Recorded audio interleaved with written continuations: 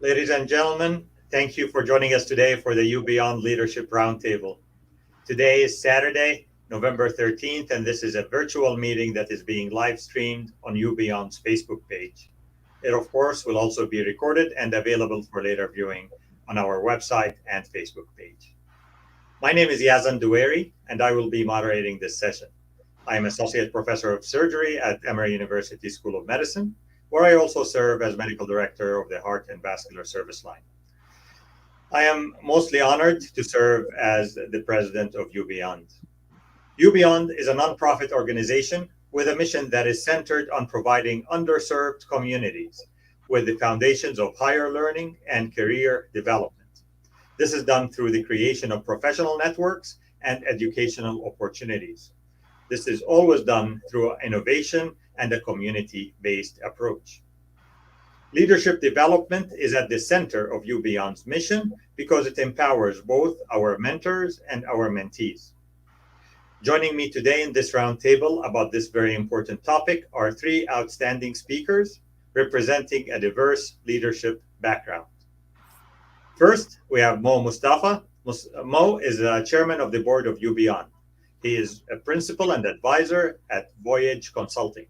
As principal at Voyage, he provides consulting services in technology and telecommunications management.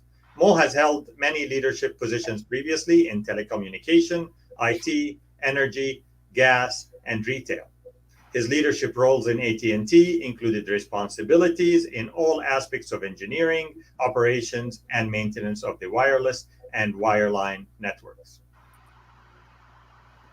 We also have Olamide Alabi, who's a surgeon, educator, and a prolific researcher. Olamide is an experienced vascular surgeon holding the position of assistant professor of surgery at Emory University School of Medicine. She specializes in the surgical and minimally invasive treatment of arterial and venous disease. Her research interests focus on studying outcomes of surgical intervention and also on the disparities in healthcare in the United States. She is a recipient of multiple grants in this field. She is also an active mentor and mentors students and surgical trainees using simulation in surgical procedures. She has published several manuscripts and book chapters and has presented her research in multiple national meetings. Heval Kelly is a founder of UBeyond. Heval is a Syrian Kurdish born physician. He finished his internal medicine residency with an honorable distinction, then completed cardiology fellowship at Emory University in 2020. He co-founded and operated several nonprofit organizations that are focused on medical education, such as the Young Physicians Initiative, YPI, mentorship, such as UBeyond, Mentorship Initiative for New Americans, and healthcare outreach, such as U4Prevent. His remarkable journey and work were praised by Presidents Carter, Bush, and Obama, and of course by the United Nations Secretary General while being featured on national and international news. I am looking forward to an exciting and a fun exchange with our panelists about leadership and many other topics. I also encourage you to send your questions to our panel using Facebook comments. Well, after this introduction, I really would like to offer Dr. Alabi to kick off this discussion by telling us a little bit about what you believe are the critical characteristics necessary for leadership or for leaders in this current era. Thank you. Yeah, I do think that there are several necessary characteristics that are required for leaders, particularly in this era, but I'll name a few. So first and foremost, I think a great leader, particularly for critical issues, needs to be an excellent communicator. And this is not just how you speak, it's also who you speak to and the fact that you're always listening. I believe that great leaders, they have clear visions that they can articulate well. They're goal oriented, they're adaptable, they're respecters of persons. So that can mean many things, right? This means that you respect persons and their identities, the way that they identify, as well as being tolerable of mistakes. I believe great leaders are also honest, transparent, They recognize weaknesses and leverage strengths, and they are great team builders. Some might even call them culture cultivators. I think also that great leaders work to develop other individuals, even if that development doesn't directly benefit them. So those are just several characteristics that I believe are necessary for great leaders. I think this is a very good beginning of our discussion. Hival, you have established really the leadership model that we aspire to have in UBeyond and in many other nonprofit organizations. As Olamide has mentioned, a lot of this really builds on building other people and mentoring others. So can you explain to us a little bit about your journey as a mentee and as a mentor and also as a leader for mentors? Yes, thank you for having me here and the introduction. And nice to be here with the panelists. I think I started off here as as a mentee, and that was an important part of my journey. I came here as a refugee. I didn't have any access to the medical network, and I was lucky to meet Dr. Latouf, who not was just a mentor, he was a sponsor and an advisor at the same time, who gave me the opportunity to be engaged with him, build my network, and eventually, become a physician. And in that process, I learned the importance of valuing the people you work with. And I think that's something I learned very well, that if you value everyone's time and effort, and no matter how minimal the task is, it really creates a relationship, and it starts by one. I always tell my mentees, if you want to build a team, you build a good relationship with one or two mentors, and then they'll recruit more. And then therefore, after a while, you have a pyramid of like a bunch of people that who work in the same mission and focus. So I think the most important thing, I think, as a mentor first and as a leader, is to understand that you were at one point on the other side, and also value every task that your person work with you. And I think you get more for that than you expect. Very interesting. Mo, how important is creation of an impact early in a leadership journey? And my question is really about if you as a leader really try to establish your success measures early as you embark on your journey or mission, or do the results usually naturally follow any good work? Research actually shows that you need to start leadership early, and as early as 6 to 8 years old. So it actually is something that gets wired early on. Now, just to sort of be clear, that leadership is not necessarily a born thing. You're not born as a leader. But there are those percentages of the population that are, somewhere between 5 to 10% that are actually naturally born leaders. But, 90 to 95% is actually, it is learned, right? Through things like this. So, the opportunity to learn leadership through a bunch of things, a process, is something that could be acquired. Things like what we're talking about here with the mentorship, beyond mentorship, getting engaged, right? Showing that you actually have passion about something and getting after it, right? With UBeyond, you see them. You see the young people that are actually engaged and want to do more, and they participate in the process. And we watch them over the last 10 years or so just rocket, in terms of leadership positions, because they actually displayed the engagement and so on. I would like to think of leader, and maybe this will kind of clarifies it a little bit more. It's almost like what I use is the Wizard of Oz principle, right? Which is Dorothy and the lion and the Tin Man and the Scarecrow, right? It's head, heart, and guts. So leadership would require that you apply your brains and have good critical thinking skills, right? It requires that you have um, the heart, and the heart is really the passion for what you're about, what you want to get engaged in. That's the desire, the motivation. It's the passion for the thing that you want to pursue. And as a leader, heart is also being aware of your team and understanding what they're all about, and being a relational leader type, right? That's the heart piece. And the guts is just what it is. You have to take risk, prudent risk, I would call it, and you would take risk on people, right, and support them, right? So I don't know if this kind of describes, directionally where, if that answers your question, Yuzin, but that's kind of how I think about it. Yeah. Olamide, we have a large audience.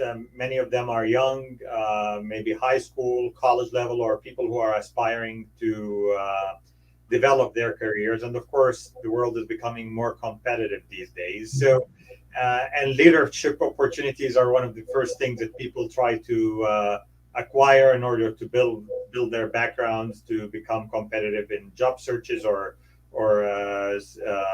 school applications. So people may wonder, how do you become a leader? Do you go and ask people to appoint you in leadership positions? Do you run for office, or do you just start doing different kind of services? Where does this all start from? Mm-hmm. So I completely agree with what Mo said. It really leadership and those abilities, they really start when you're younger.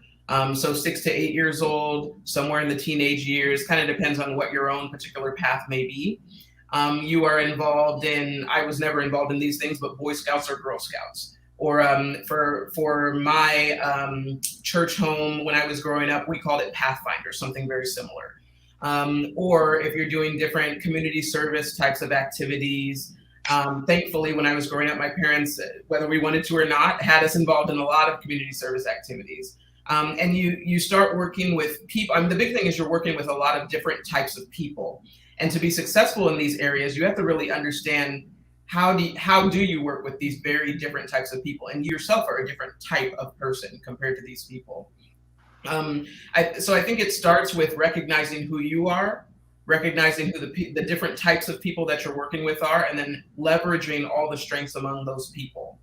Now, do you just walk up to someone and say, I need to be the president of this?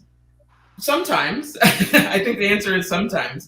But many times it's more of what work have you put in? Where's the groundwork that you've put in thus far?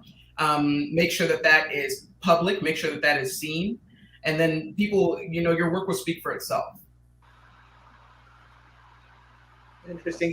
Heval, what does this mean to you, and leadership through service? Or, you hear many would say you start by leading yourself. What does leading self mean?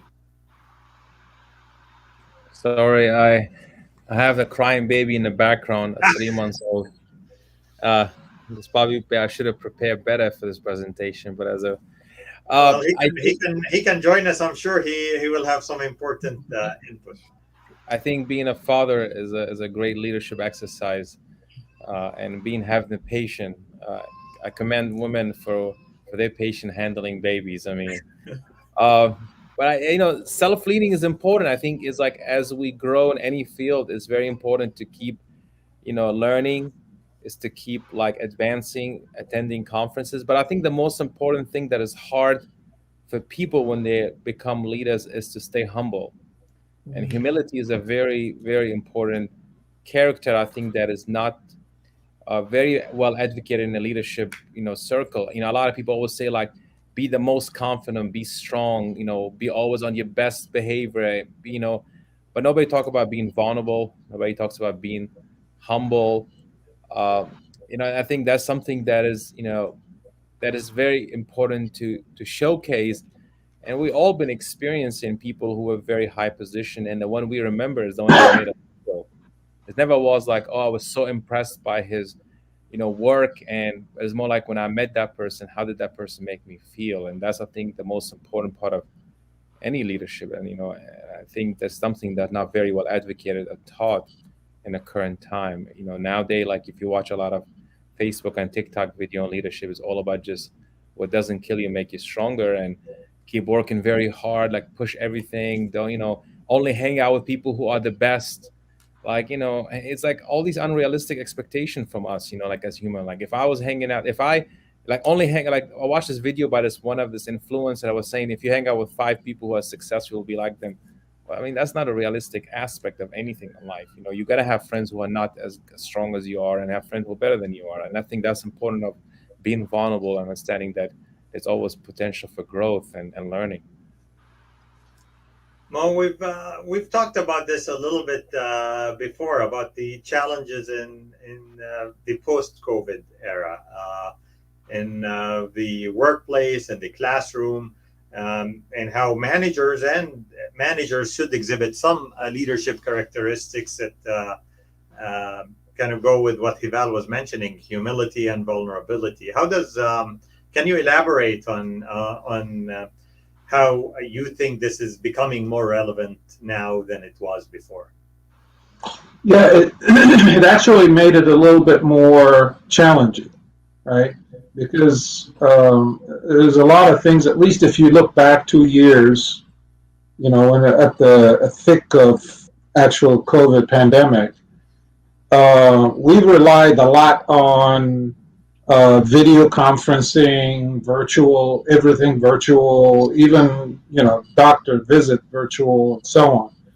So that human interaction got very complicated. So for leaders to understand their people, understand their feelings, understand their struggles, understand their mental health situation, because all of this impacted everybody in a different way.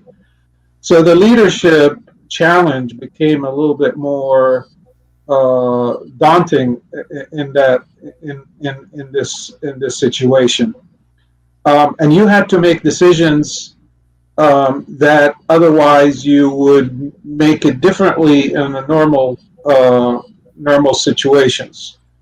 But you still had to make the tough decisions, right? So.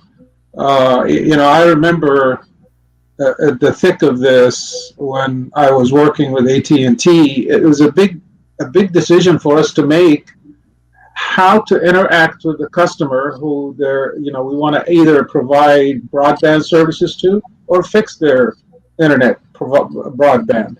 How do you interact? We didn't have masks at the time, so you had to improvise. We didn't have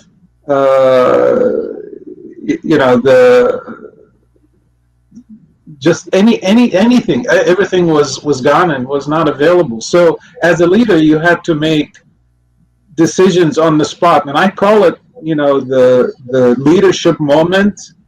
You had to do a lot of what we call defining moments. You had to make decisions with your gut and be 80% right. And so I don't know if that answers the question, but that's kind of, it just provided a different type of challenges, and you didn't have the experience to look back at. So it was all, a gut type of decision making and leadership. Olamide, what do you think about our current era of mainly Zoom meetings and or email instructions? to large team members, how can one person, whether a team member or a team manager or a leader, identify the strengths, the weaknesses, and the needs of your teammates? Mm-hmm. That's a good question. I'm not sure that I can fully answer the question, but what I can say is, the pandemic has created this opportunity for us to be able to meet and meet more readily with individuals in various locations around the globe in ways that we did not fully leverage before, right? We had this technology, but we didn't always have Zoom meetings all day long, with people all over the world. And we really had to pivot very quickly. I think for the most part, we did a good job in pivoting very quickly. I think one of the things that we didn't think much about is who has access to these resources, who doesn't have what we would describe as potential distractions, when we have to use these resources, and how can we best be tolerant of those things or help people find those resources or provide those resources for individuals. I remember, some of my friends with young kids in school, they were talking about, well, we had to take our kids out of school because they said we're going to go to online learning. But some of my friends, they didn't have access to be able to have their child at home in this online learning environment. It just wasn't feasible for them. And how do you have your kid enrolled in school and continuing on and hopefully progressing if they can't even, do what some people would consider fairly basic? Similarly, when the pandemic started, for a lot of, so I do a fair amount of clinical research. And when the pandemic first started, for a fair number of specifically women researchers, when you're working with them, there are new childcare needs that they have at home or elder care needs that they have at home that they did not have previously because they were going into a physical location that was separate from those sites. And so how can you best support those individuals who now have these increased responsibilities that were on top of the already, increased responsibilities that they previously had? How do we best support these individuals so we can still get the work that we need to get done, but they can still take care of their increased responsibilities? I don't think that we have fully worked out that portion yet. I think a lot of people were just hopeful that this would all blow over and we'd all go back to the way things were, say, 2019 and before. But what we found is that we're still on nearly as many Zoom meetings as we were back in April or May 2020, and maybe more, So I think that we need to be more mindful of those things moving forward.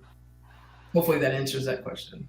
Yeah, I think it also brings up many more questions. And Hival, I'd like to hear your input about the issue of this digital equity or inequity that has been uncovered over the last year.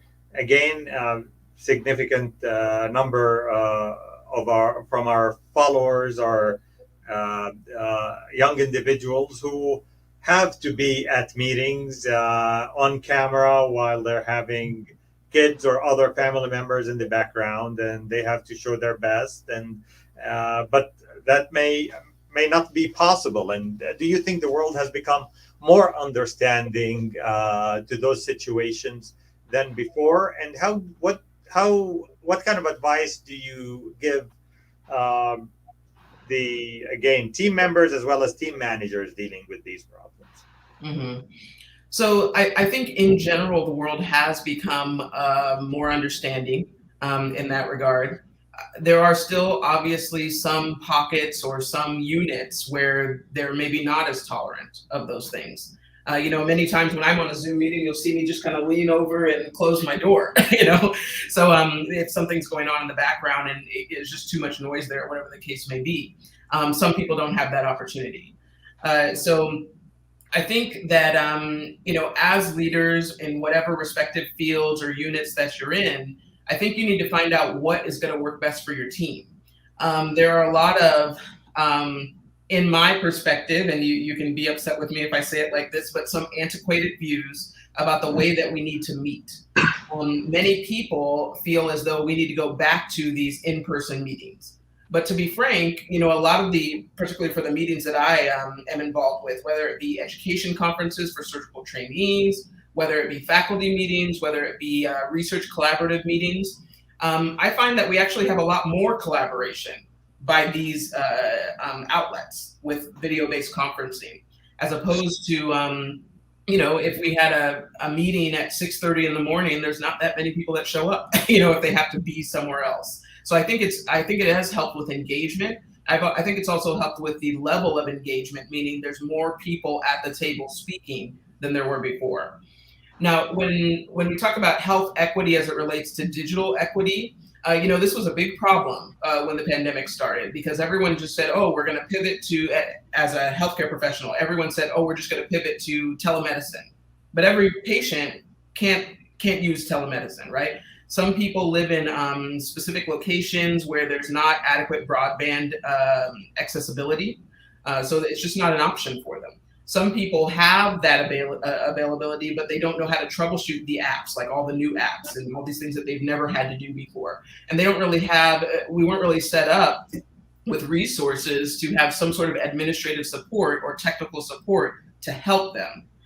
So, as I know, a lot of this was just us on the phone saying, okay, you see the round button down here, click this, like trying to talk people through it. But we don't provide that technical support on a daily basis. So that was difficult for us to pivot and do that as well. So when it comes to, there's a lot to be said about digital equity and what we as individuals or we as institutions or corporations can do, and what I believe the government has to do in that regard for a lot of these rural locations or rural adjacent locations. But seeing the way that the world is going, and seeing that, particularly in the situation that we're in with a pandemic, whether people think we're at the end of it, in the middle of it, or wherever you think we are in it, we're going to continue to use these video-based conferencing apps for various applications. And we need to find a way that they can be equally distributed to all people and utilized by all people. Eval, do you instruct or suggest to your mentees an in-person presence to basically show your face and be available for potential opportunities that may arise? Or what do you think UBeyond's recommendation for mentees should be? I think you made a great point about all these equity, and I think it's important just to meet the mentees where they are. And I just, for example, medicine is just, we like it or not, is a field of privileged kids. Over 80% of people who go to medical school come from the highest income class in America. And I remember when I used to ask to come shadow in a hospital, nobody thought about giving me a parking voucher to come in. That was like a $12. I was making $6 at the restaurant. So for me just to come and shadow a doctor, I had to pay $12. That's 2 hours of my work. I couldn't afford a stethoscope. What I'm saying is, the field wasn't thinking about how to make it easier for me to join by simple fact, just thinking, okay, well, maybe this $12 parking lot is a lot. And I think that brings the issue is that what the COVID pandemic showed, like the tech world, the professional world, it's just a professional of privilege. There's not much of diversity to understand, because if you come from a poor background, underserved background, and I'm not going into the minority status, I'm just talking about like socioeconomic status. You understand what the needs are.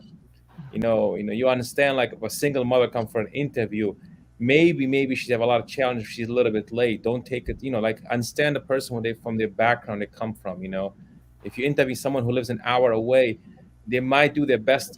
I think we judge people very fast because we want people to be on our standard and our background, not realizing that a lot of people go through a lot of issues. And I think that's more common in medicine. We face that all the time. And I do that with my mentee. I barely meet in person with my mentees. I feel like emailing and texting is the best form of connecting. It's all about networking. I try to connect people within my network through my email and texting, and I think the digital world is really making it much better for people to connect and easier. In-person meeting is great, but I think it's just an outdated system. I mean, if Jeff Bezos having Zoom call with his like people. I don't know why we cannot do it. I mean, if this is one of the richest men could do that with Elon Musk. I mean, we're thinking still in these old terms. It's all about the results and the outcome. I'm not sure it's about this, like how we're doing it. I think it's you mentioned one specific thing about can you be recognized if you're not in the room? And I think the answer is yes. So right when the pandemic started, there was, they started doing these weekly what's going on with COVID within our hospital, within the greater city of Atlanta, everything like that. So I was attending them at our hospital, at Emory Midtown, at CHOA. I wanted to know all the information, So I would log into all these ones that I had access to, so I could kind of see what was going on with the boots on the ground. And I remember there was one particular talk by critical care medicine at Emory University Hospital at Midtown.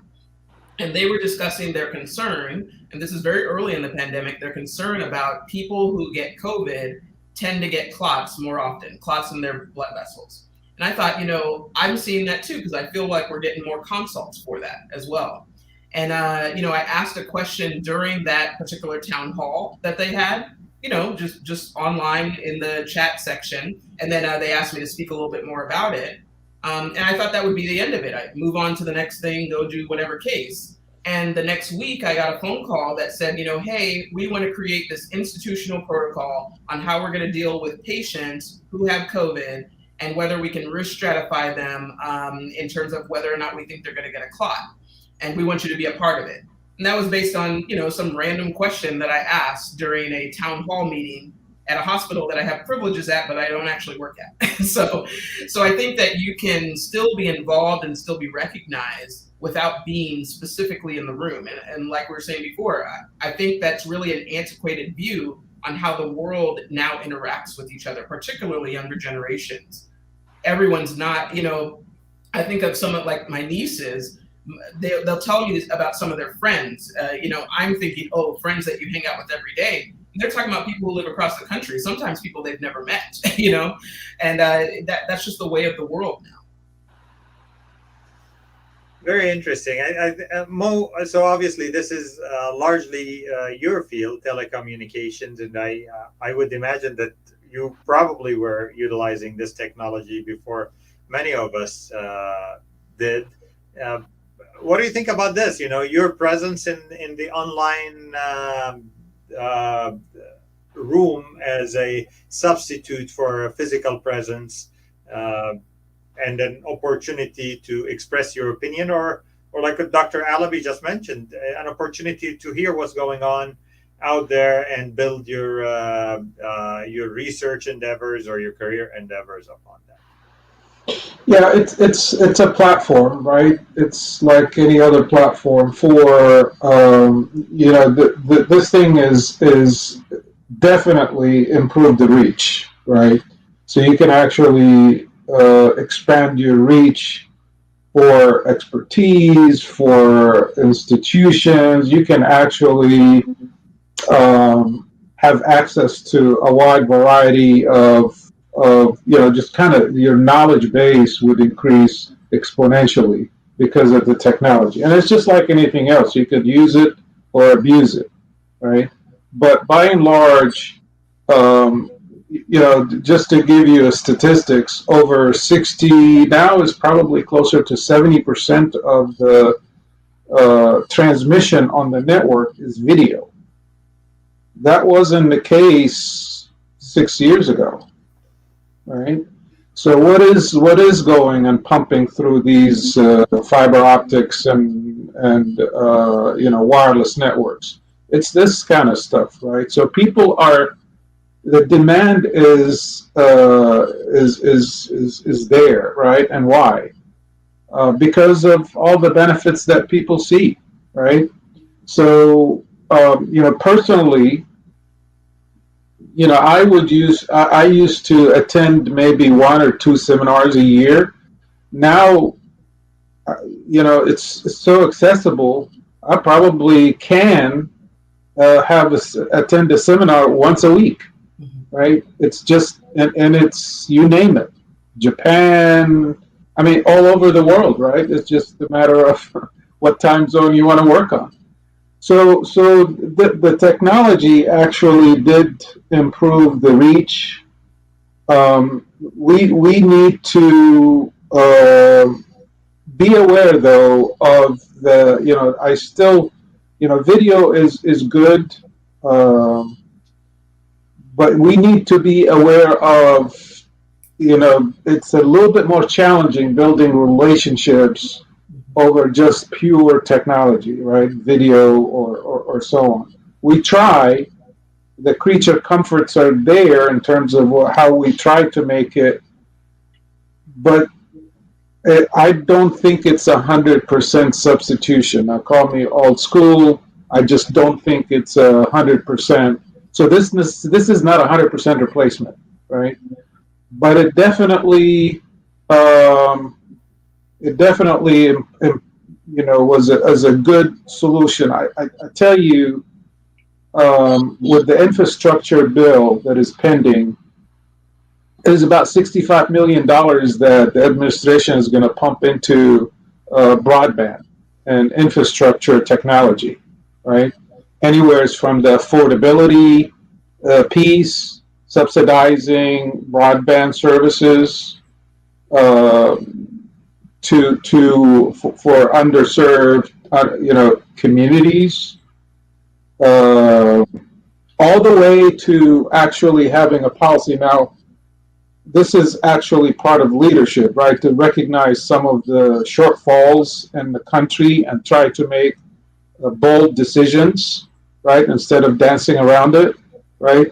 So, for example, the network speeds, without getting too technical in this, in Korea, it's been 100 meg for the last 15 years, a little longer, right? So the standard in the country of South Korea is 100 meg, right? Nobody has less than 100 meg, whether you're on top of a mountain or in the middle of the city, right?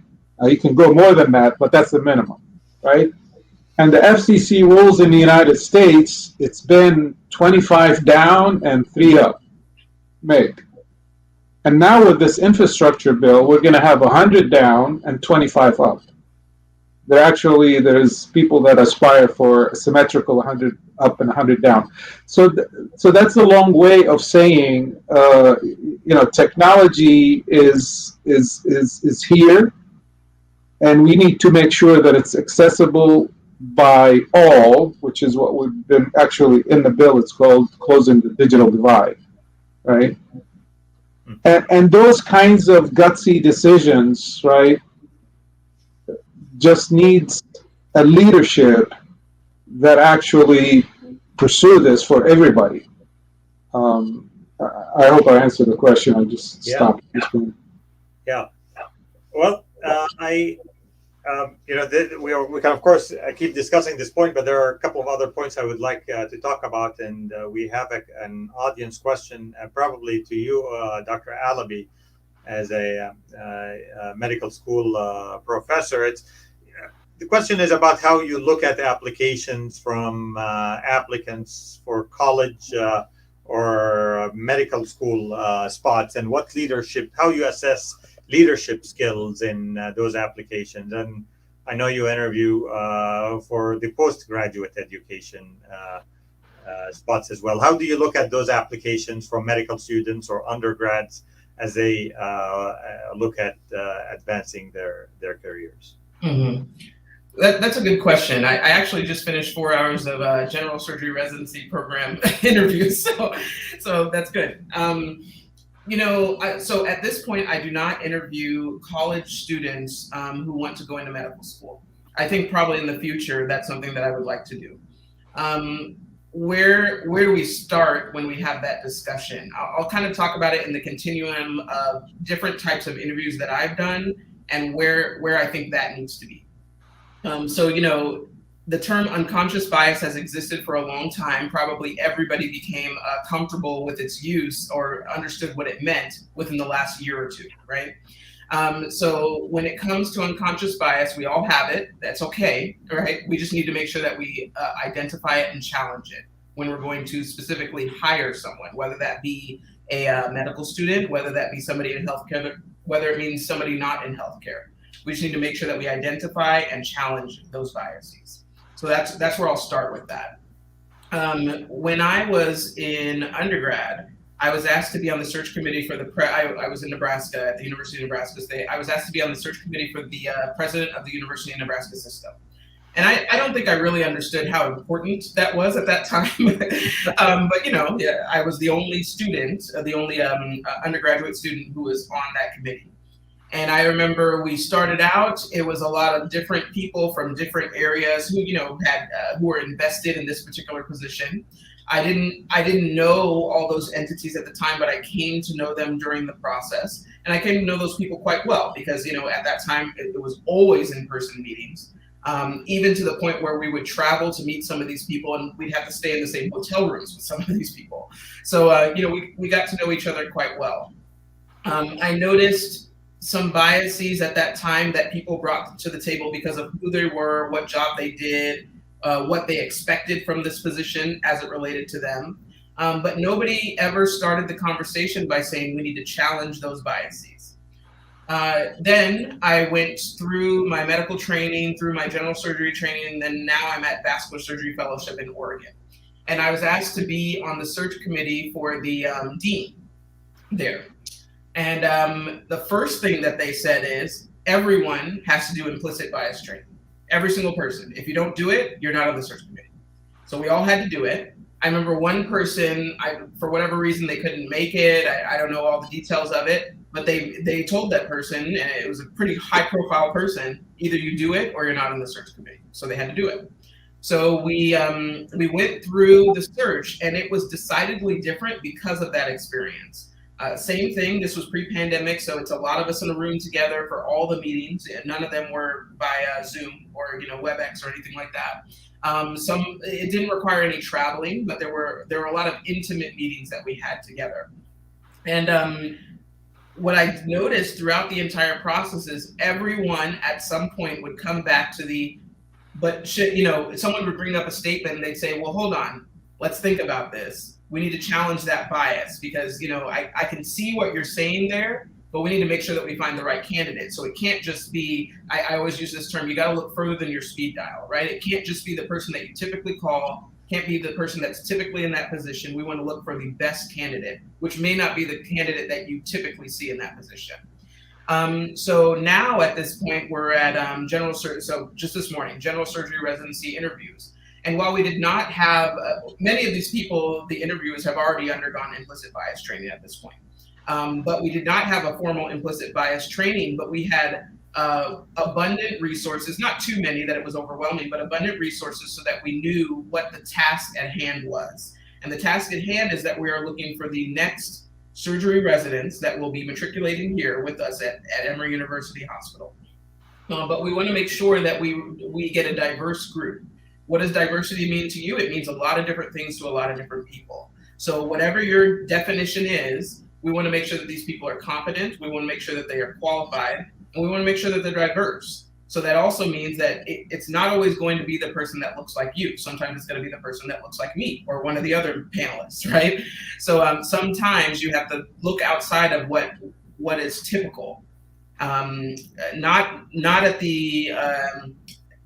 the detriment of having quality, or not at the detriment of having good leadership potential or good surgery leader potential, but definitely definitely a person who doesn't look like what we call historical norm. Hey Val, can you explain, I think the term implicit bias or unconscious bias, can you explain it a little bit to us and tell us, is it okay to have it? And how do you deal with it, whether you are the recipient of this bias or the one creating it? I think the best way to explain implicit bias is just having then the preference for a person or a group of people. And when we have like an attitude to our people or associate stereotype with them without our conscious knowledge. And that's something, that's what really it is. It's just thinking about a group a certain way without knowing that you have that thought process about it. And I think it's just, something that, recently has been brought up a lot, in the media and in academic discussion, and is an important thing, but it has to go beyond just implicit bias as a conversation. I think what a lot of time happens is these terms are getting discussed in various forums, and conferences are presented and data are presented, and that's it. It stops there. Nothing moves into an actionable, like it just, I think, for example, I think the tech world is way more advanced addressing implicit bias than the medical world. The tech world enforces a certain amount of diversity, certain amount of training in all the sectors. If you look at Google, Facebook, and all of them, they're really very big into like pushing those terms. Other fields are just still in a discussion phase. They haven't implemented that. So, and it just has to start from the top. I mean, as people who are leading, mentoring, or mentees, you could do so much, but the implicit bias training and diversity has to come from the top first. You just can't expect people who are the people who are affected by implicit bias to ask them to change the whole conversation and make sure. It has to start from the top of people in power to say, okay, this is an important topic for us to address, and we need to enforce it. I mean, it's a simple thing. If you work in a company and all the people look like you and they come from the same background, there's a problem with that company. I mean, it's just a fact, I mean, you have to look at it. Diversity creates a lot of like opportunities. Diversity actually makes money.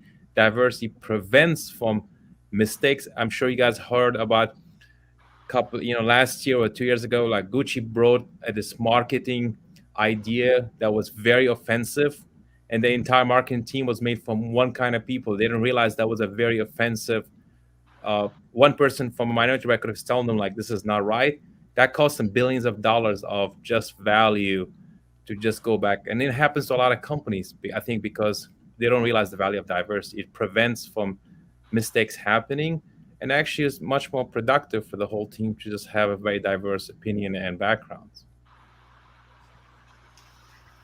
Mo, so is it true that team leaders are only guilty of opportunities, implicit bias, or could it be that team members are also can have implicit bias? And as a junior person, whether you're in high school or college or at any location in the path for career development, can you have an unconscious bias, and can you act on it early on? Yeah, I think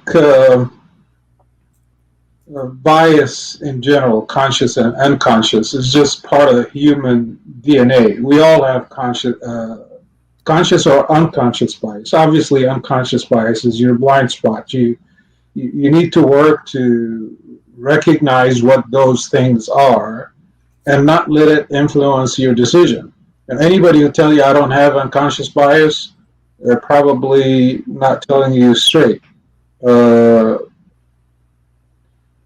all have it. It's just a matter of recognizing it early and making sure it doesn't influence your decision. And getting over there's a whole process for that. There's a lot of training that is out there for conscious and unconscious bias. Like Haval said, there's a lot of, I know in say AT&T, everybody was really required to go through unconscious bias training, right?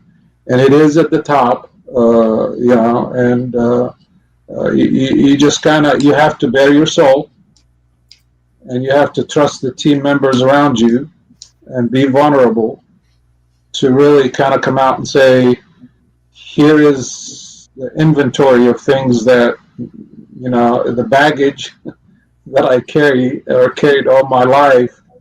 And, as I went through it, it was very, very interesting to listen to your peers and their subordinates in terms of really the stuff, how they perceive things.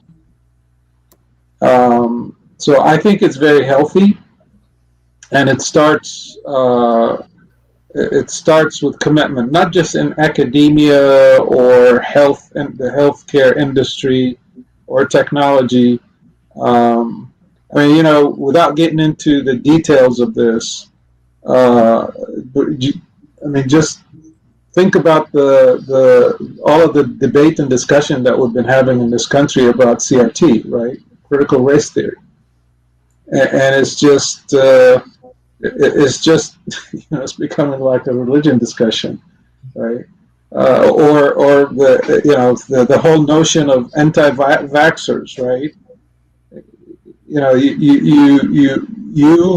probably, all of you as doctors, you say this is just no brainer. What's wrong with these people? But when you're trying to apply logic to an emotional discussion, that emotions trump logic all the time. So as a leader, you need to recognize, is this an emotional discussion that I need to really get at that level to get through? Or is it a technical, T cells, white cells, whatever it is, biology? Leaders need to understand how people are attached to emotional topics and get at that level in order and it's a communication skill. Olamide, you and Hival mentioned the term diversity. Nowadays, it's only, you talk about diversity, but you also talk about DEI, diversity, equity, and inclusion. And it's, every organization is interested in that. But what do those three words mean, equity and inclusion, in addition to diversity, and how important it is as you develop your network? So I can start here briefly. And this may be my own personal interpretation and opinion, but when it comes to diversity, equity, and inclusion, I care very little about the diversity portion, and I'll explain that a bit. To me, diversity is a numbers game, right? We have African Americans are 12% of the population. We're going to create this team. 12% of the team is going to be African American. Women are 50% of the population. We're going to create this team. 50% of the team is going to be women. The diversity means a lot of different things, but essentially what it means is just different people, right? So it doesn't really say how you're going to interact with those different people. It doesn't say how you're going to support those different people. It doesn't say how you're going to promote those different people, right? But then when it comes to equity and inclusion, they say, somebody was mentioning before, diversity, equity, and inclusion, all these DEI initiatives, it doesn't matter what the person at the lowest rung of the totem pole thinks, which usually those are the most diverse people, right? So it doesn't really matter what those people think. It matters what the leadership looks like and what they act like, how they behave.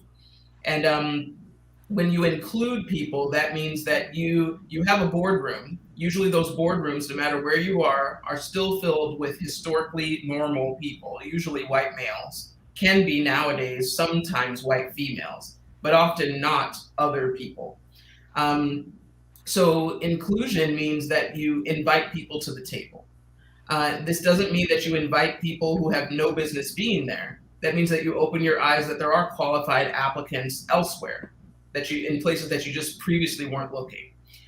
So you invite people to the table. Then some people say, yeah, but what if the table is too small? What if the table doesn't have enough chairs? Then you pull up another chair. So that's what inclusion means. Now, when it comes to equity, I really like the graphic. Maybe I won't explain it very well, but it's everyone's at a fence trying to watch a baseball game or whatever the case may be. And you may have three different people who are three different heights, and they're all standing on ground level trying to look at this baseball game. And one person can see because they're tall enough. One person can see if they get on their tippy toes or, stand on top of their shoes or something like that. And the other person's just way too short. There's no way they can see, right? And that's not equity. equity is not exactly like this, but it's closer to when you elevate people enough or give people the support, the resources that they need so that they can all be on the same level playing field. So you have that tall person who can see, they don't need that many additional resources. They can have the standard resources. Then you have that additional person who maybe has to stand on their tiptoes to look over the fence. You can give them a little step stool so they can see, so they don't have to work that much harder. The person who is super short and there's no way they're going to be able to see over that fence, you can give them that stool or whatever it is that they need to stand on top of so they can comfortably look over the net or look over the fence and see the game in the same way that everyone else can see the game. And providing those opportunities in an equitable fashion allows individuals to be at that table. So that's the way I see it. Interesting. Hey Val, how important is that in our own professional networks?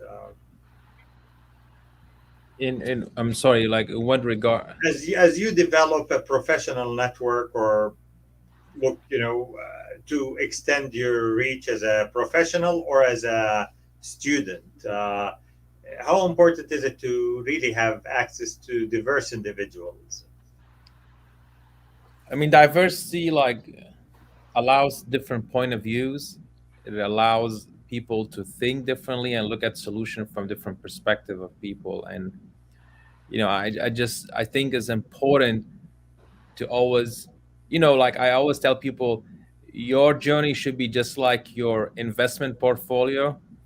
If it's shifting heavily toward one direction, you should rebalance it so you could have always a good, strong foundation. Just like if you start noticing you're only hanging out with the same people and you end up trending toward that direction mostly, then maybe you should stop for a second and rebalance your exposure. And I think that's how we should look at it. And and we're all very busy, but I think every month or every 3 months or every 6 months to look at just your life and what your trajectory is and who you're hanging out with. I mean, for me, for example, I started, this is my first year as a cardiologist, I'm fresh, in attending life, and one of the things I start picking up is to improve my financial education. I feel like in medical school, residency, fellowship, nobody taught us about how to deal with finances. We could read thousands of articles and thousands of pages of book to dissect a problem in the medical field, but none of us will read like a Wall Street Journal article or just go understand how the stock market works. So it's something that I found, I'm like, okay, instead of spending 100% of my time reading medical journal, I'm going to spend 20% of that, 30% of that reading about the finance world. So, and that made me actually a better doctor. I feel like I actually find it very funny when I sit with my patient after I finish, I ask him do you have saving for the future? Do you have a Roth IRA? I know you're very young. Do you invest in the market? And it becomes, something they really enjoy talking about it. And they're always shocked how a physician brings it up. But I think financial education is a very important part of medical field. And also it can help people to improve their life over long term. It's just socioeconomic status is the biggest driver for health inequities. And I think that's something that is not very well taught in our communities. And I do that with all my pre-med students who go into medical school. Every one of them, I tell them, I wished when I was in your position, spend an hour learning about finances. So I feel like I'm helping my mentees not to be ahead in medicine, but also ahead in life and other perspectives. Of course. Well, this has been a great discussion, but as we wrap up, I would like to ask Mo, can you help our listeners in directing them towards resources that they can read or go to as they start their leadership journey? Yeah, I think at the bottom of the screen you have a few resources there. I think those are ones that I subscribe to. I like the book by Barbara Kellerman. It's really she talks about, she's a Harvard professor on leadership. She talks about bad leadership, right? And it's interesting, as you read the book, pictures of people start popping up in your mind. It's like, I've seen this person before. And so being aware of those traits, she does a very good job at doing that.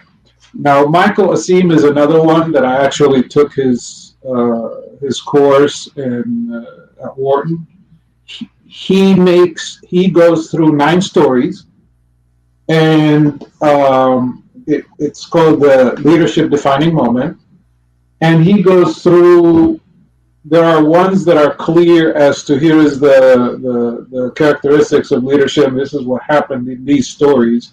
And there are some in the 9 stories that things to avoid.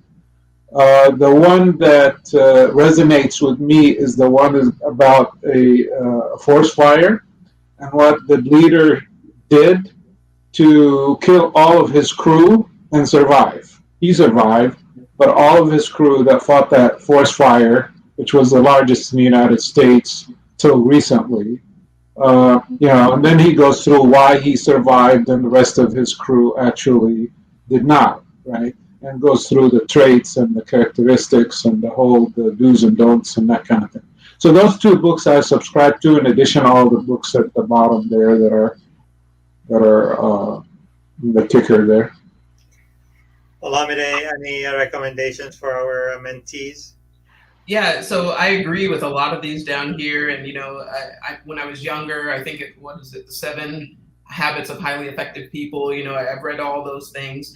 Something that I've been a lot more interested in more recently is just culture within the workplace and emotional intelligence. So I've actually been reading Unlocking Us by Brene Brown. It talks a lot more about understanding emotional identity and emotional intelligence as it relates to yourself, as well as your relationships with others in the workplace, outside of the workplace, whatever the case may be. And I think when it comes to a younger workforce, the younger workforce and the younger leaders that are up and coming now, or maybe not quite up and coming now, but should require development. I think that those individuals are really asking for things that older generations didn't know they could ask for. In that regard, I think they're asking for a culture in a workplace that is not toxic, right? I'm sure you can think of stories maybe within your own workplace, maybe within, stories you've heard from parents or grandparents or whatever the case may be about, we did it this way or they did it this way because that's just the way that things were done. And younger generations are challenging that more and more and saying that we're not willing to work in these toxic environments anymore.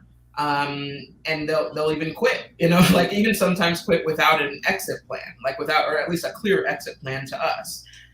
So, I think it's very important to understand that culture, not just because the younger generations are saying it's important, but it actually is important.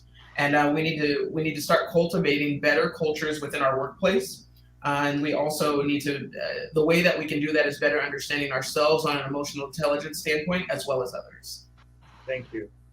Hey, Val, any last recommendations to the listeners?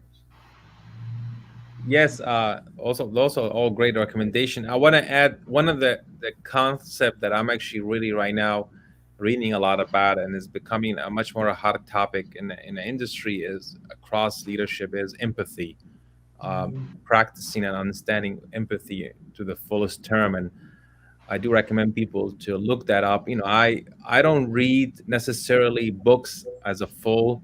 I read snippets and summaries, and that's what the beauty about social media is, and the internet, that you could get a summary of something.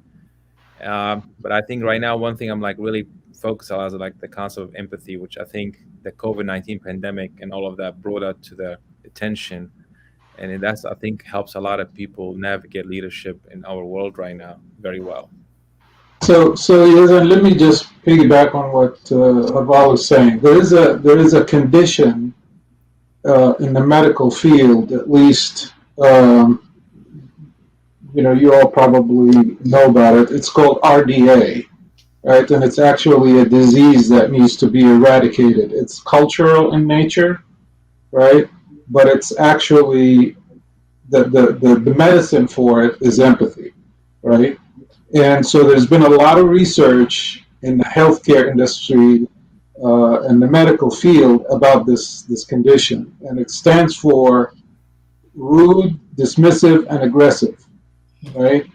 A nurse having RDA towards a patient, a doctor having RDA towards a nurse. So this whole environment, because of just the amount of stress that is out there that everybody's experiencing, compounded by a pandemic, compounded by all of the life's ups and downs that are going on, this condition is actually being studied by a lot of folks. So I think I think leadership and empathy and emotional intelligence, the things that was mentioned, is something that really need to be activated in being aware of this condition, which is I stumbled onto as I do a little bit of research in emotional intelligence and empathy.